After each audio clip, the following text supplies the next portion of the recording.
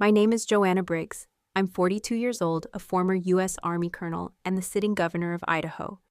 You'd think those titles might earn me some measure of respect from the people who raised me. But to my family, I was always a mistake they wanted to erase. Family said I fail, they whispered behind closed doors. They called me a disgrace.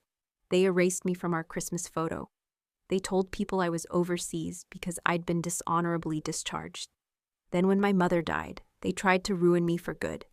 The court summons arrived on a Tuesday morning, tucked inside a plain white envelope marked Priority Delivery. It was the kind of envelope I'd seen too many times in military life, thin, sharp-edged, and always full of complications. I was at my desk in the governor's office when it was handed to me. A busy day ahead. 3 policy briefings, 1 press meeting, and a visit from a local veterans advocacy group. But the envelope pulled my attention like a thread caught in a zipper. I opened it. Petitioner Allison Briggs. My sister. Allegation elder abuse. Financial manipulation of a dependent parent. Requested relief annulment of final will and testament of Edith Briggs. For a full minute, I didn't move. My hands remained perfectly still on the letter. No tremor, no clutching. But inside me something cracked like steel under just enough pressure. I read the accusation again. And then again. Each time the words became heavier like stones soaking in cold water. Allison. We hadn't spoken since our mother's funeral. Even then she couldn't look me in the eye. I set the letter down, exhaled quietly through my nose, and turned to my drawer. There's a photo I keep there, our last family Christmas in 1993. I was 18. Everyone else is smiling red sweaters and matching scarves. You wouldn't know I was even there, because I wasn't. I'd been cut out of the picture literally, a ragged edge where my shoulder used to be. They said the camera had shifted, that I'd been standing too far off center. I knew better. I'd been removed. I held the picture in one hand, the summons in the other, and I felt the familiar silence return. The silence I'd learned in combat.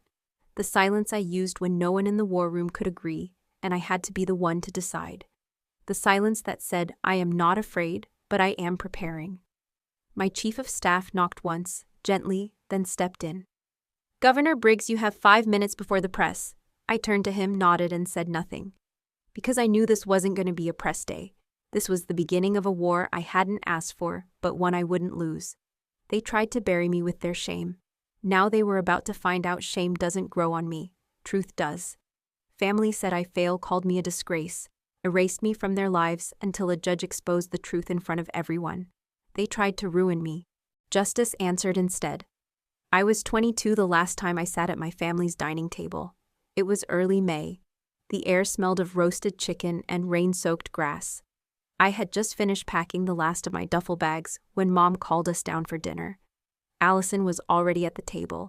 Her nails were freshly done French tips tapping lightly on her water glass. She looked up when I walked in. Paused, then rolled her eyes like I was an interruption. Look who decided to grace us, she said. The soldier. Dad chuckled. At least it's not another college dropout. I took the same seat I'd always taken, third on the right, across from Allison. Mom served without saying much. She had been quiet since I told her I was enlisting. I think a part of her understood it, but the rest of her had learned too well to keep quiet when it came to Dad and Allison. Joining the army, Dad muttered, passing the mashed potatoes. Of all the things you could have done. I stared at my plate. It's what I want. No, it's what you think you want, Allison said. But you'll come crawling back in 6 months crying about how you didn't belong. Mom cleared her throat. Allison. But Allison wasn't done. She doesn't belong, she snapped. She's never belonged. Not in this family. She reads too much, talks like she's better. And now she's playing soldier like it's some kind of TV show. I looked at her. Calm, direct. I'm not playing anything. Allison leaned in slightly, her voice lowered. You will fail. You know that, right? You will absolutely spectacularly fail. Because you're not like us. You never have been. I didn't reply. I just reached for my glass of water, took a sip, and stood up. The chair scraped softly against the wooden floor. I remember the sound. I remember how no one else stood with me. Dad spoke once more as I grabbed my coat. Don't expect to come running back when you're tired of pretending. I nodded. Just once. Then I left. Outside the rain had started soft at first, then harder. I didn't have an umbrella, didn't care. I walked to my car with my coat open and the rain soaking into my collar. I sat behind the wheel and looked back at the house. The curtains were already being drawn. Allison was laughing at something. Dad lit a cigar. No one followed. I turned the key and the engine coughed awake. The headlights lit up the driveway in fractured yellow glinting off the wet gravel. And as I backed out, my tires sent a small spray of mud onto the lawn. The same lawn I used to mow every Saturday for $5 and a can of soda. I didn't cry. I didn't speak. I just drove. That was the last family dinner I ever attended. The last holiday. The last time I was in that house. From that night on, I built my life 1 mile, 1 assignment, 1 medal at a time. But sometimes, even now, I can still hear her voice. She doesn't belong. She'll fail. Funny how failure tastes a lot like silence. And silence was the one thing I carried with me better than any suitcase. I didn't tell anyone I was going back to Spokane. No press release, no security detail, no announcement. Just me, my truck, and the quiet weight of unfinished business. The route was familiar, though I hadn't driven it in years. Highway 90 curved through pine-covered hills that had once felt like home. But now, every mile closer felt like a memory pressing against the windows. I drove in silence, no music, no news. Just the hum of the tires and the occasional rattle from my glove compartment, where I had tucked the most important piece of paper I owned. When the rain started, it was light, needle-fine, and constant. Enough to miss the windshield and force me to slow down. I didn't mind. I had nowhere to rush to. Justice doesn't run on adrenaline. It runs on proof. I pulled over at a quiet rest stop just outside Coeur d'Alene. The parking lot was empty except for a minivan and a vending machine blinking, out of order. I turned off the engine and reached into the glove box. The folder was plain. No tabs, no labels, just a stack of papers bound with a paperclip and age.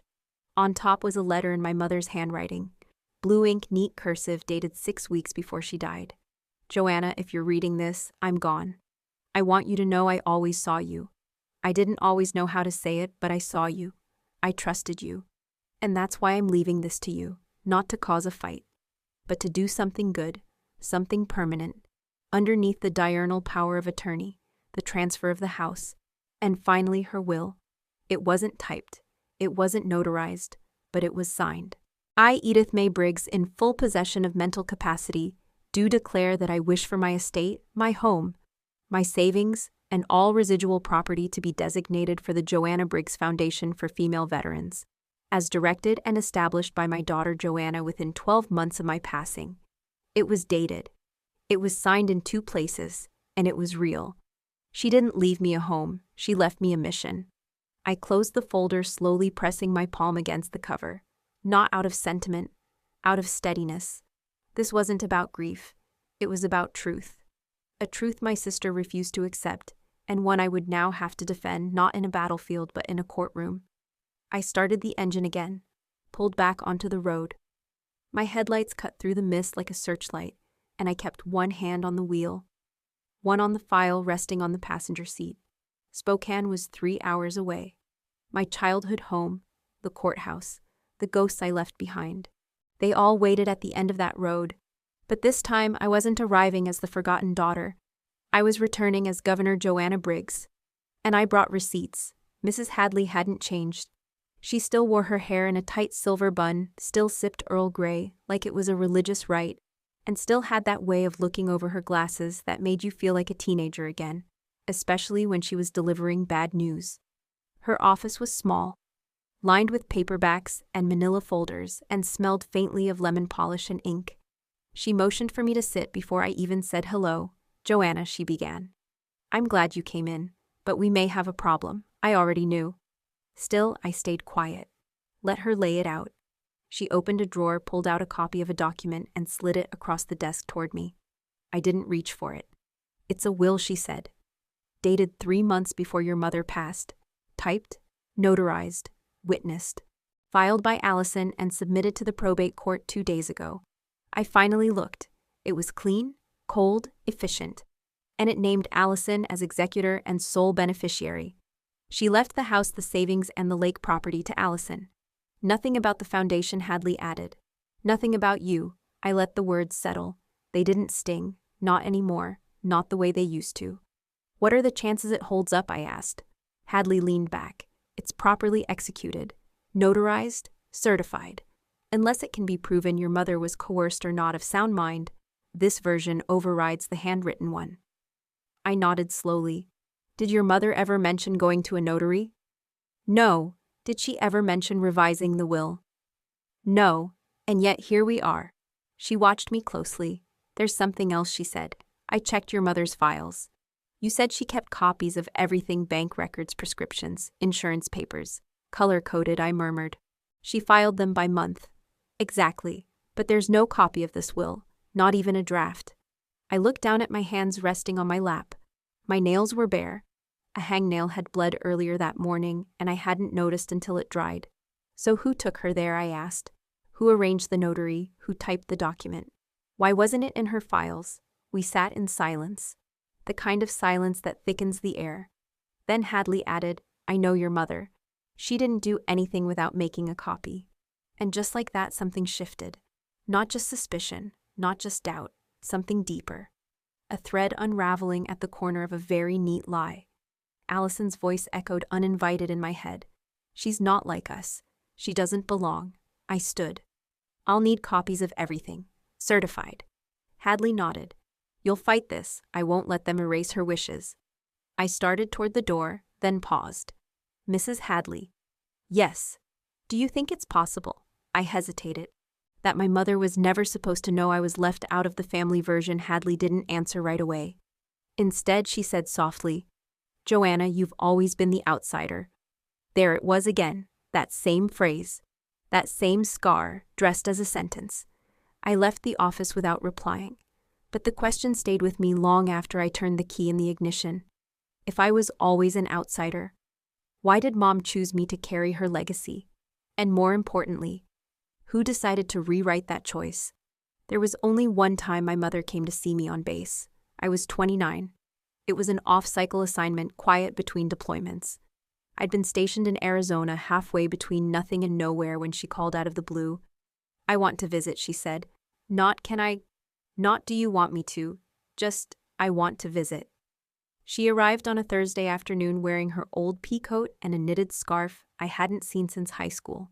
She brought lemon bars wrapped in foil and a worn copy of Wuthering Heights, the same one I used to see on her nightstand, its pages dog-eared and spine-frayed. We didn't do much. She wasn't interested in the base tour. She said she'd seen enough uniforms in her lifetime. Instead, we sat outside my quarters after dinner, the desert wind rustling the gravel like distant footsteps. The sky was the kind of deep navy that made you forget light pollution ever existed. My mother wrapped her arms around herself even though the night was warm. She looked straight ahead when she spoke.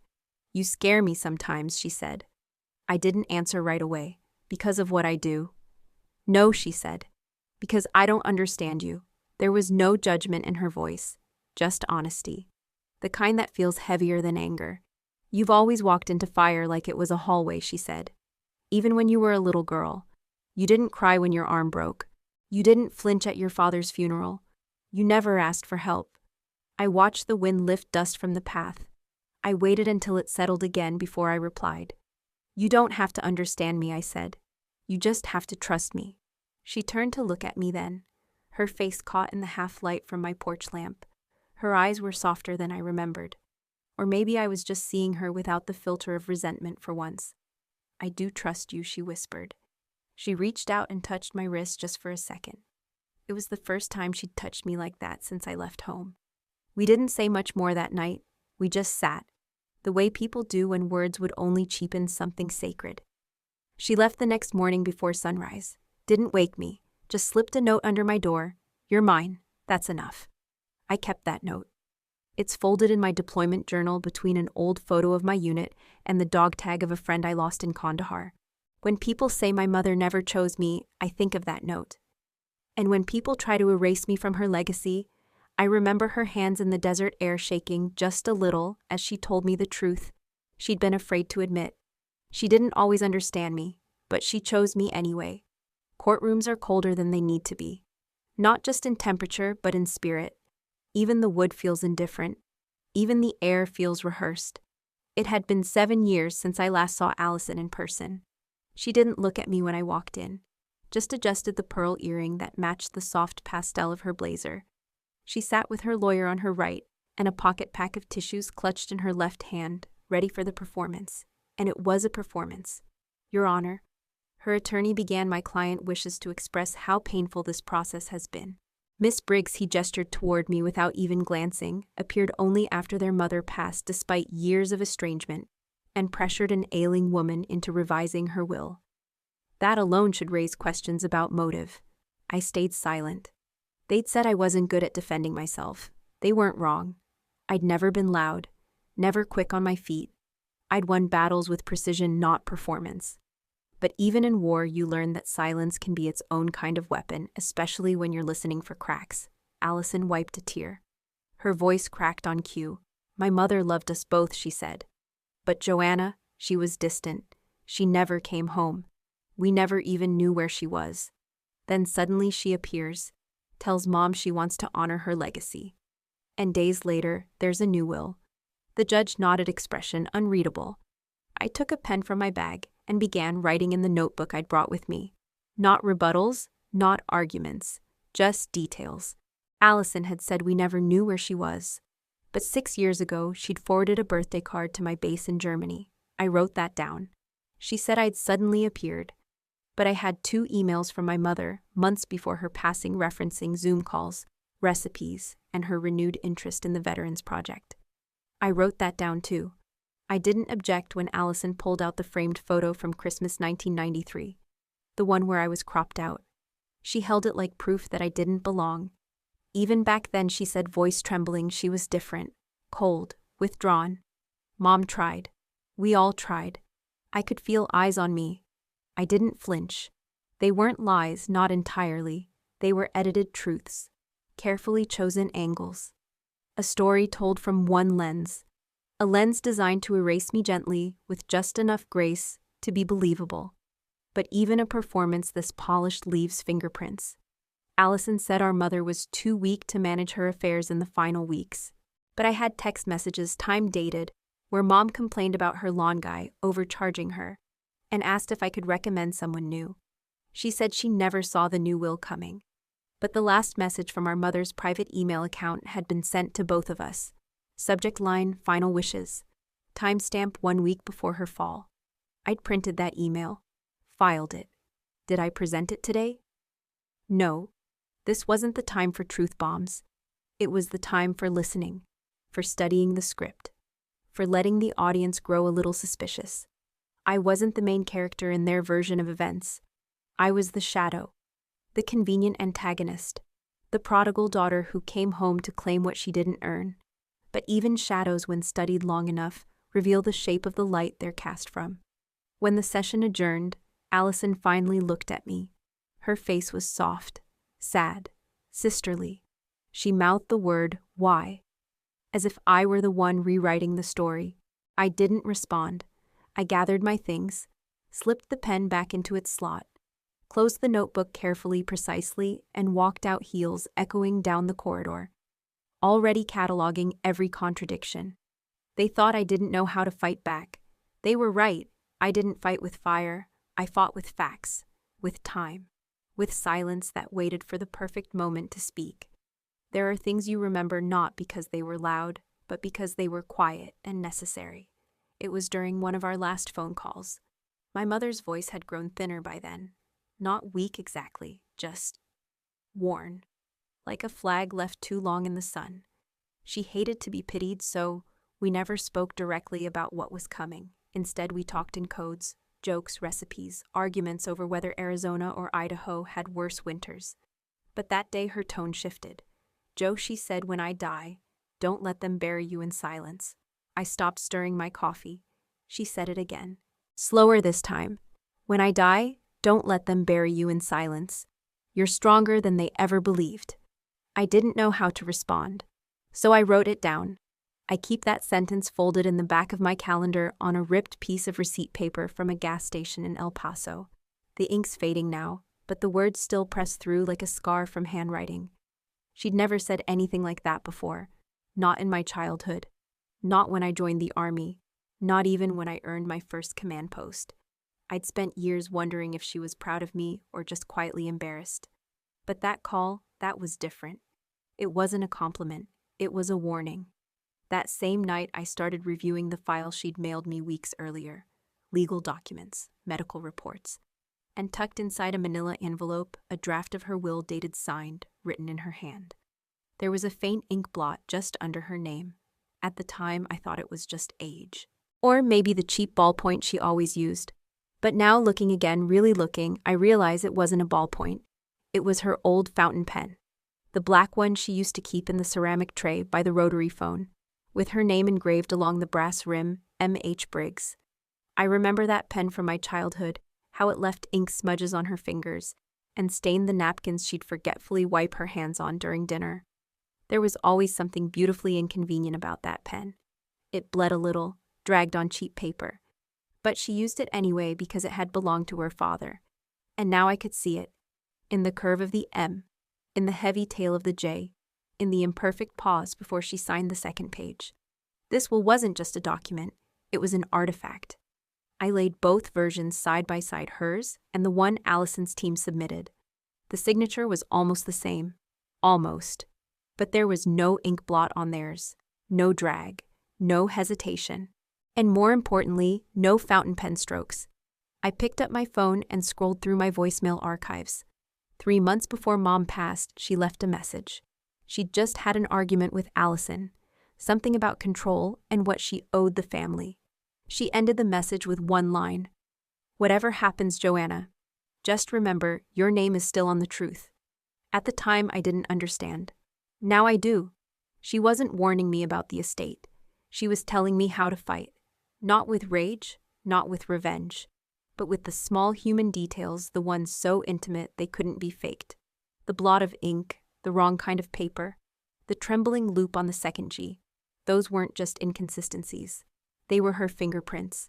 And fingerprints once revealed are louder than any courtroom speech.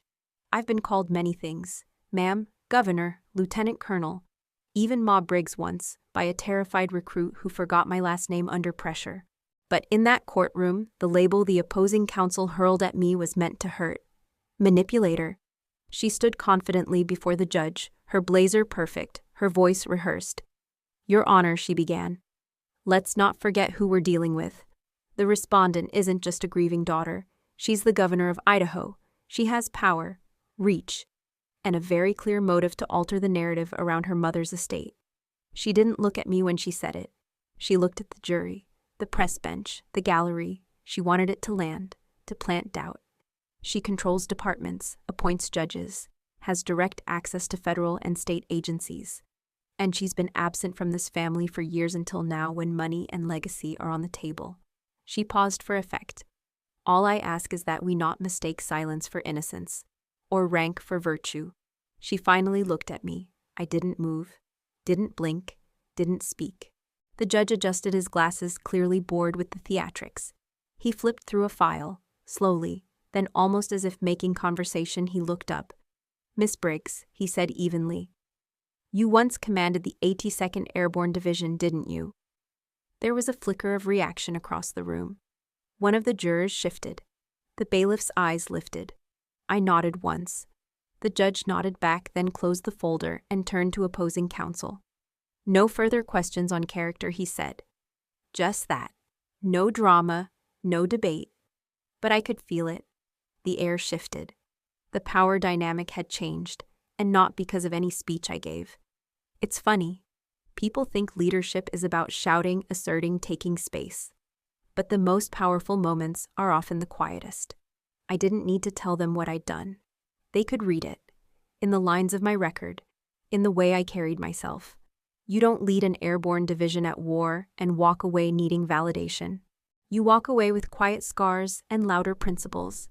I caught Allison's eyes from across the room. She looked irritated, as if the moment hadn't gone the way she imagined. Like I'd cheated her by not rising to the bait. That's what she wanted. For me to crack. To act like the caricature they'd painted of me, controlling, aggressive, heartless. But I wasn't going to give her that. The truth didn't need a performance. After court adjourned for the day, my lawyer leaned over as we stood.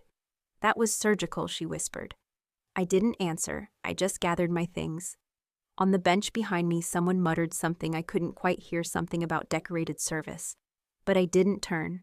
My boots echoed against the marble as I walked out. And for the first time in years, I wasn't walking away from a family fight. I was walking through it. One step at a time. I began combing through my mother's final week like it was a crime scene. Because in a way, that's exactly what it was. I flew into Spokane, quietly arriving before dawn. Not as governor, not as Edith Briggs's daughter, just as Joanna, the one chasing the truth. I rented a nondescript sedan, its license untraceable. My phone was locked. No apps, no GPS tracking. I did this often in the Army. Cover tracks follow breadcrumbs. The first stop was the bank branch, where Allison's legal team claimed Mom had gone to notarize the second will. The one disinheriting me. It sat in a modest strip mall, glass doors and automated teller machines. Inside, the receptionist recognized me immediately. I watched her eyes flick between my face and my name badge. I handed over a business card, Colonel Rhett Joanna Briggs. She shifted uncomfortably. Mrs. Briggs visited here on November 4th, she said. She was accompanied by Mr. Lane. I froze. Janet Lane, Allison's ex. My heart pounded, but my voice remained steady. Does your system show identity verification? Of course, she said. Photo ID, full name. He signed too. Lane, the banker. The one who had the keys to all those records. Why was he there alone with Mom? Why would Allison involve him at all?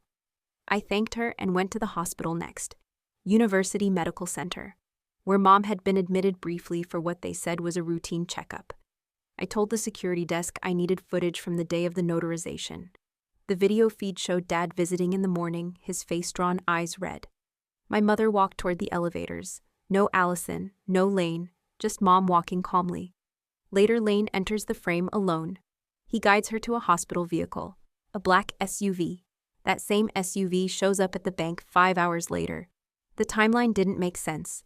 Notary offices don't schedule midnight visits, but banks, they close at 5. I watched the tape twice and recorded a version on my encrypted drive. Then I asked about Allison's visits. Turns out she hadn't been there since my mother's routine coffee in 2016. Not a word, no call, no message. No proof she had even visited the hospital that week. It was a contradiction, a gap with edges that cut. I left the hospital and returned to my rented sedan. My fingers tapped on the steering wheel in a slow rhythm. The next stop was Lane's branch manager, who called off book later that day. Yes, the manager said, eyes darting. Lane was here, with Mrs. Briggs. On trust business. I pressed, was Allison involved? Did she call or drop her mother off? The answer was a stuttered no. I closed my eyes, took a breath, and let it out slowly. This was the pattern. Allison's team said my sister was the one looking out for Mom. They said Mom chose her. But Mom walked into a hospital and later a bank with a man who had no claim, no relationship other than personal. And she did it alone, not with her daughter, not with her supposed heir. As I drove back to my motel, I replayed her words again. You're stronger than they ever believed. But now there was something else in her voice, something urgent, hidden. I needed more. There was a records office on Monroe Street with paper records. I walked in next morning, explained I had legal authority from state subpoena. They handed me a file, security logs from the hospital parking lot, time-stamped to the minute. Vehicle registration linked Lane's tag to a personal address, a house outside Spokane. A receipt from the bank drive-through, not inside. After hours from Lane's home address, suddenly the puzzle fit together. Allison claimed she guided my mother, but her guide was Lane. Her bank visit was a private drive. Her signature on the notarized will had been done after hours, in a car, with a banker she'd known, not her daughter. I shut the file cabinet drawer softly. Something I'd been chasing for weeks snapped into place. My mother hadn't chosen Allison. Allison had chosen an easy mark, someone who trusted, someone vulnerable, and did it without a daughter's presence, without a family's love. I sat on the edge of the motel bed, papers spread around me. They told me I wasn't vigilant enough, that I'd never been part of this family story. Maybe they were right. But I had her handwriting, her ink blot, her voicemail, and now evidence of who was actually with her when she signed that will. I texted Hadley, I have Lane's logs. Next step, subpoena his phone records. Then I closed off the lights and lay back, mind racing, heart steady. This wasn't vindication. This was justice. And it was only just beginning. That night I went back to the house where I grew up. The one with the warped floorboard in the hallway and the chipped molding Dad never fixed. It had been vacant since Mom passed, emptied of warmth, but still thick with memory. I unlocked the door with the spare key hidden under the garden stone. Same place as always. Some habits never died, even when people did. The air inside was stale, furniture gone, pictures stripped from the walls, but the silence had a weight to it. The kind you don't notice until it wraps around your ribs and stays there. I didn't turn on the lights. I walked through shadows, guided only by muscle memory. I passed the coat rack where Mom used to hang her scarves, the kitchen counter where she left notes in cursive script, the doorway where Allison once accused me of playing soldier instead of being a daughter. Upstairs, the master bedroom still held the scent of her lavender balm. I sat at her old dresser, the one with the drawer that always stuck. I pulled. It groaned open, same as it did 20 years ago. Inside, a small leather-bound notebook. No lock, no title, just pages. Her handwriting, slightly shaky, but undeniably hers. I didn't even sit down. I stood there flipping pages in the pale hallway light. Some entries were mundane grocery lists, weather notes, what she watched on the news. Others were different. Then I found it. Halfway down the right page, dated just 3 months before she passed. I know what Allison wants. I'm not blind. She doesn't see the people around her, only their value like items on a receipt. But Joanna will take care of the fund. She sees beyond the money. Always did. I stopped breathing for a second, read it again, then a third time. Joanna will take care of the fund. She sees beyond the money. I dropped into the chair like gravity had doubled. It wasn't a declaration. It was quiet, unassuming, but it meant more than every legal argument I'd heard in court. It was her voice, unfiltered, unperformed, unwitnessed. She believed in me, and not because I was governor, not because I was strong or decorated or respected, because I saw. I'd spent so many years wondering if she'd ever really known me, if she'd only ever seen me as the girl who left, the one who chose uniforms over Sunday dinners, the one who made things complicated. But here in black and white, she'd written the truth of how she saw us. Allison calculating, me trusted. I didn't sob, no gasping, no theatrics. I just let the tears fall silent and slow, my hands resting on the open page, the room not moving, as if the house itself was listening. I thought of that photo from 1993, my face cut from the corner. I wondered who did it. Allison, Dad. But that didn't matter anymore, because this was the picture that counted. These were her words, written without pressure, not notarized, not witnessed, but real, proof that she wasn't fooled, that she saw the difference between a daughter and a legacy, between a performance and presence. I stayed in that room for hours, just sitting. At one point, I reached into the drawer again and pulled out her old fountain pen, the one she always kept by her bedside. There was still ink in it, just a little. I uncapped it, held it in my hand like a relic, then wrote 3 words on the back of an old envelope. She knew me. That's all I needed. Not a ruling, not a victory, just that sentence. I folded the page from her journal and placed it in my coat pocket, then turned out the light, letting darkness wrap me again as I walked downstairs. The floor creaked just like it used to, but this time the sound didn't haunt me. It felt right. Like something was still living here, like maybe part of her still was. And for the first time since the trial began, I wasn't just fighting to win. I was fighting because someone had already chosen me. They came in polished and smiling. Allison's attorney had filed a motion requesting a special testimonial session. I wasn't surprised. Desperation often wears its best clothes when it's cornered. Seated on the bench next to her were 2 figures, a retired pastor from our childhood church, and a woman I hadn't seen in decades, my mother's oldest friend, Eleanor Harper. I remembered Eleanor from bake sales and church bazaars, always with stories, always with an arm around someone. Now she looked at me like she'd never known me at all. The pastor went first. His voice was soft, deliberate. She had a gentle decline, Your Honor, nothing sudden. But it was clear she struggled to remember basic details near the end. He talked about Christmas services, missed names, her asking him twice in 1 week when Easter would fall. Allison's attorney nodded gravely after each line, letting it land. Then Eleanor took the stand. She confided in me. Eleanor said, eyes misting, that she was afraid of being manipulated, that she wasn't sure what she'd signed. My jaw didn't tighten. My hands didn't move. I just stared ahead. They were building a case of doubt. Not a sharp attack, but a slow erosion trying to soften the ground beneath me until I'd slip in. But I didn't, because I had been preparing for this exact moment for years, whether I knew it or not. The judge thanked them, then asked if I had any questions for cross-examination. I shook my head once. No, Your Honor. A pause hung in the air. The room leaned forward. Then Allison's attorney pushed his luck.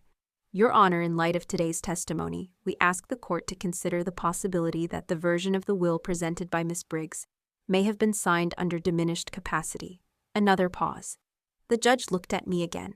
Miss Briggs, do you have a response to this concern? I stood. Walked forward, calm, no folder in hand. Just a small USB drive which I placed in front of my attorney. We do, my attorney said. We respectfully request the court to review this file. The judge raised an eyebrow. And what is this? My lawyer's voice was measured. An audio recording, taken with verbal consent on the day the handwritten will was signed. The decedent's voice is clear. She speaks with full lucidity. She is not coerced. At one point, Miss Briggs is heard saying, quote, "We can stop any time if you're unsure." Allison turned toward me sharply. Her attorney whispered something I didn't catch. The judge asked, "Was this submitted with discovery?" "No, Your Honor," my lawyer replied. "We waited until there was a direct allegation regarding mental capacity. This is our response." The courtroom shifted. A few coughs. Someone rustled a notebook. "Proceed," the judge said. "We'll have it authenticated." I sat back down, my fingers folded in my lap, my face expressionless. But inside I could feel the crack. The first clean break in Allison's porcelain version of events. They didn't know I'd recorded it. They didn't know I'd been prepared.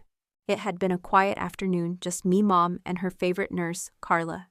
We'd sat at the kitchen table. I had placed the phone between the cookie jar and her notepad. It wasn't for protection, at least not at first. I just wanted to preserve the moment, Mom signing something she cared about deeply. She had said, "You've seen the world. You know what women go through out there. That fund matters more than a condo for Allison." At one point, she laughed. "Don't you dare let anyone say I didn't know what I was doing." Now that recording would speak for her. And for me. The judge ordered the file to be reviewed by an independent analyst. We would reconvene in 4 days. Outside the courthouse, reporters tried to ask questions. I walked past them in silence. Back at my car, I sat behind the wheel for several minutes before driving off.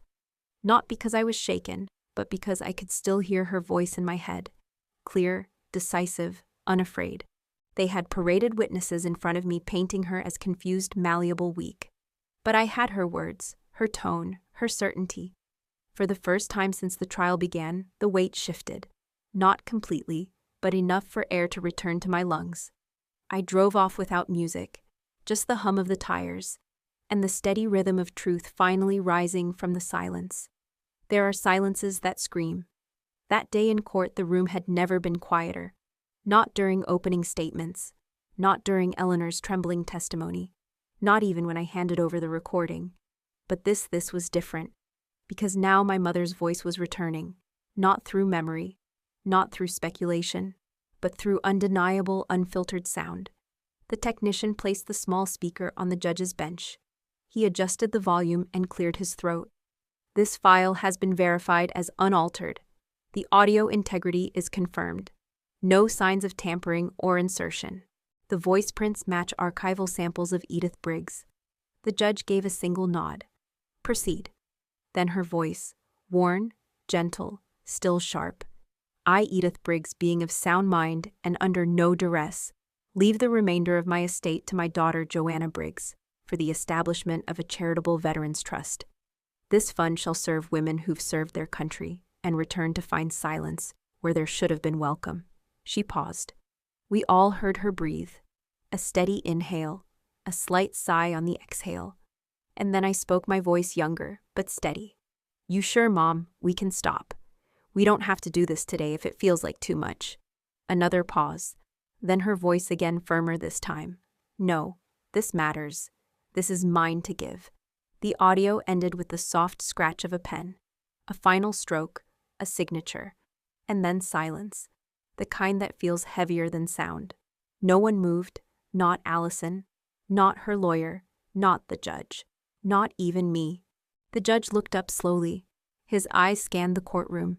When they landed on me, he nodded once, just once, as if to acknowledge a truth long waiting to be recognized. Then he turned to the other table.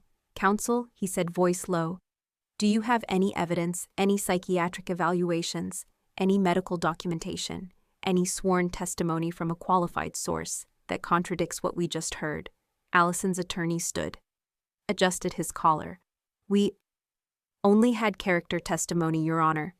Friends of the decedent. No clinical reports. And was the court ever presented with any medical diagnosis asserting cognitive decline?" He hesitated. "No, Your Honor." The judge tapped his pen twice on the desk. A sound so small, and yet it cracked the entire performance. He looked back at me. "Miss Briggs," he said, "you may sit." I did. I didn't smile, didn't fidget. But inside I felt something shift, like pressure lifting off a sealed jar, like the air changing in a locked room. For months now I had been the question mark, the absentee daughter, the accused manipulator, the stranger with power and motive. But now there was a voice, a real unwavering voice, not mine, not filtered through memory, but hers, saying what she meant. I looked across the aisle. Allison stared straight ahead, her face pale. Her fingers clutched the hem of her blazer like it might keep her grounded, because for the first time since this started, she had nothing to say. The judge recessed the session for lunch.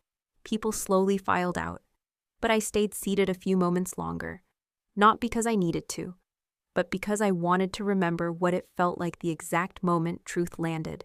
Not shouted, not dramatized, but spoken softly and received completely. Outside the courthouse, the wind picked up. Reporters circled the steps. One of them called my name. I kept walking. I didn't owe them answers. Not today. Because my mother had spoken. And for the first time in my life, people listened. The courtroom was still tense in that fragile, suspended way that only happens right before a gavel drops. The judge leaned forward. His fingers touched the edge of the original will, the one written in my mother's handwriting, with a small ink smear near her signature. He cleared his throat. His voice was firm, but not unkind. This court finds the handwritten testament of Edith Briggs to be valid, binding, and representative of her final intentions. The audio recording provided confirms her clarity of mind and voluntary decision-making at the time of signing. I didn't move. I didn't need to. It was happening. Finally, the judge continued. Accordingly, the estate shall be transferred to Ms. Joanna Briggs for the purposes outlined in the trust, namely the establishment of a fund supporting female veterans. A pause. Then furthermore, this court finds sufficient reason to question the legitimacy of the notarized documents submitted by the petitioner. An investigation is hereby ordered into the rolls of Mr. Darren Elms, who provided transportation for the decedent on the date in question, and Ms. Angela Cortez, the notary involved. The words landed like stones dropped into still water, ripples, slow, widening, unstoppable. Allison's lawyer exhaled slowly, like he'd been holding his breath through the entire ruling. I watched him lean in and whisper something to her. She didn't look at him, didn't look at the judge either, just stared at the table as though the surface itself might change the outcome. Then in a sharp motion, she grabbed the binder of exhibits in front of her and flung it onto the table. A slap echoed off the wood. Papers scattered across the courtroom floor, pages of statements, character testimonies, medical concerns, and timelines carefully constructed to discredit me. And all of it undone in 10 minutes. "Makes sense," she hissed just loud enough for the bench to hear. "You did all this just to humiliate me in public." Her voice cracked on the last word. I stood, not rushed, not dramatic, just enough to meet her eyes. "No," I said. "I did this so Mom could rest in peace." Silence again. But this time it felt like closure, not accusation. The bailiff stepped forward to gather the papers.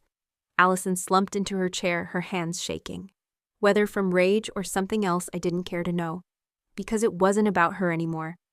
The judge adjourned the court and people began to shuffle out in hushed voices. I remained, watched as the last of the legal teams filed out, saw the reporters again through the narrow courtroom windows, waiting for a quote, a reaction, a sign that something exploded.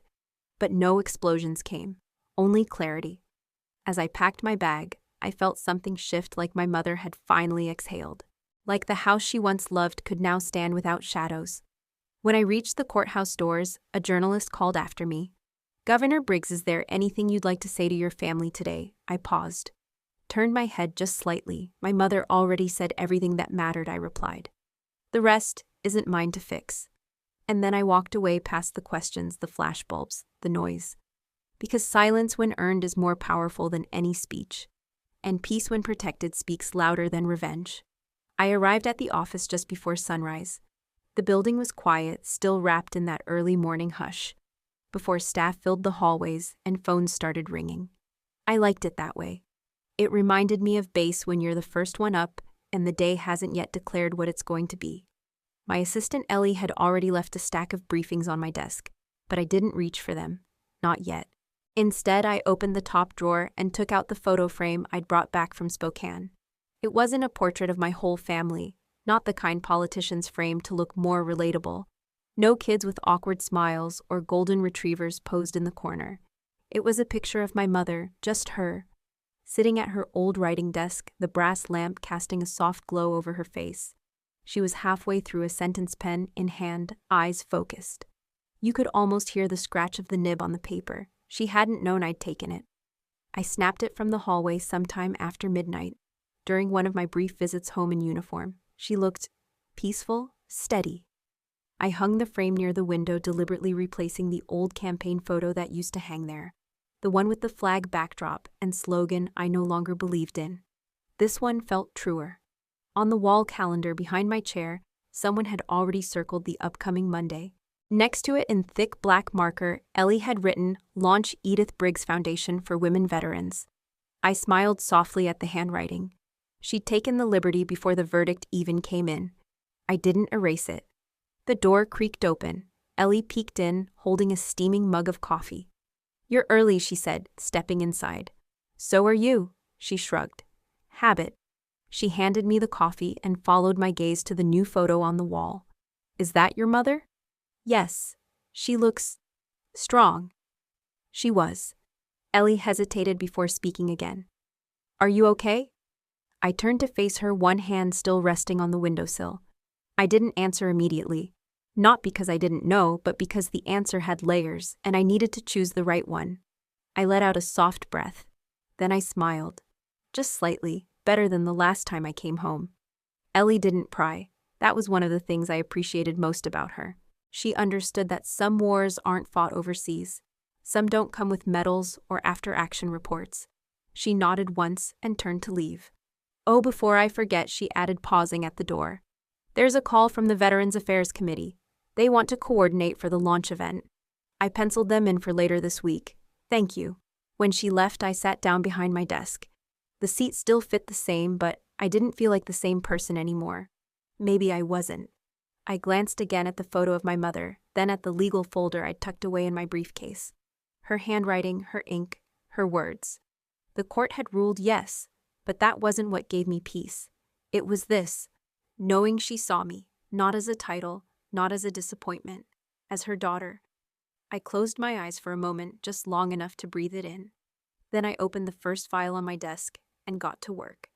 Because peace too is something you have to fight to maintain. And some promises, especially the silent ones, are meant to be kept. It was nearly 11 p.m. when I opened my laptop. The office was long since empty, the lights dimmed to a soft amber glow. Outside the tall windows, the city of Boise lay hushed under its late winter sky, distant headlights, drifting like fireflies through the darkness. I had stayed behind not out of necessity but habit. Peace for people like me is a place you build by hand, one quiet hour at a time. My inbox blinked once, a new message. The subject line was short, emotionless, from Allison. I hesitated. My hand hovered over the mouse. It had been 5 days since the court's decision. 5 days since Allison's carefully arranged story unraveled in front of strangers in pressed robes and oak benches. 5 days since she realized our mother's words had not disappeared into the silence after death, but had been waiting captured clear and unshakable. I clicked. Her message was short. I've lost everything. The house, the case, my name in this town. But what I still can't understand is why she trusted you. Why you of all people. There was no Dear Joanna. No signature. Just that question suspended in space, like it needed to land somewhere soft. I stared at it for a while. Her words didn't sting, at least not the way they might have once. I no longer carried the hope that she would suddenly see me differently. That ship had sailed years ago in rain under shouted words when I was 22 and leaving home with nothing but a duffel bag and a recruiter's card. But that question, why did she trust you, it stayed with me. Because the truth was, I had asked myself the same thing. I minimized the window and opened the audio file again. It was the same one we'd submitted to the court, but there was a piece near the end that hadn't been played aloud in that cold courtroom. I had left it out deliberately. Now I pressed play. Her voice crackled through the speakers, older, tired, but steady. Joanna. Never asked me for anything, not money, not help, not even approval, just the space to be quiet. There was a long pause. I remembered exactly where I had been in that moment, standing near the back of the room holding a cup of tea I hadn't touched. She had looked up then, not at the paper, at me. Maybe that's why I trust her. Silence. Then my voice distant, uncertain. We can stop, Mom. You don't have to finish this today if you're not sure. I'm sure. Let's finish. I let the file play to the end. The sound of her pen scratching, the sigh she didn't know I caught on tape, the faint creak of her chair as she stood. I closed the file. The room was still. Even the heating vents had gone quiet. For a second, I imagined answering Allison, telling her what Mom had said, sending the file, writing something gentle, or sharp, or even kind. But I didn't, because this wasn't a story Allison didn't understand. It was a story she refused to believe. She had always needed to be the hero, the chosen, the one people bowed to and protected. I never wanted any of that. I just wanted to be left in peace, to serve, to build, to become. And in the end, that was what Mom saw. Not success, not status, stillness. I stared at the reply window, still blank. Then I clicked close. I didn't need her to understand. Some truths don't need defense. They stand because they're steady, just like my mother's hand that night, just like the woman she trusted, and just like the silence that followed, whole, final, and enough. The ribbon was red. I hadn't asked for that, but the volunteers said red meant resilience.